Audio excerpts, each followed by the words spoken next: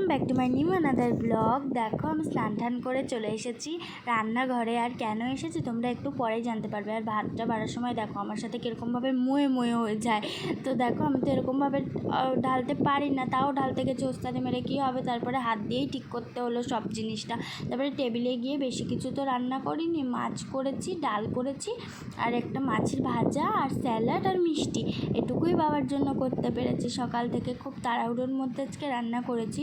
তো যাই হোক, বাবা তো ভীষণ মিষ্টি খেতে ভালোবাসে। আর এই ম্যাঙ্গো শেকটা আমি বাবার জন্য নিজের হাতে বানিয়েছিলাম। আর এই গিফটটা এনেছিল তোমার দাদাভাই। তো যাই হোক, সব কিছু দিয়ে বাবাকে খেতে বসিয়ে দিয়েছি। আর বাবা এগুলো পেয়ে তো ভীষণ আনন্দ হয়েছে। বাবা বুঝতেই পারছিল না যে আজকে কেন বাবাকে এত সাজিয়ে গুছিয়ে খেতে দেওয়া হলো। তারপরে আমরা সবাই, আমি আর আমার বর মিলে বেরিয়ে পড়লাম একটু ঘুরু করতে। তো রাতে ঘুরতে তো আমার ভীষণ ভালো লাগে, আর রাতের রাস্তাটা দেখতে তো আরও বেশি ভালো লাগে। তারপরে আমি চলে এসেছিলাম আমার বাবার বাড়িতে।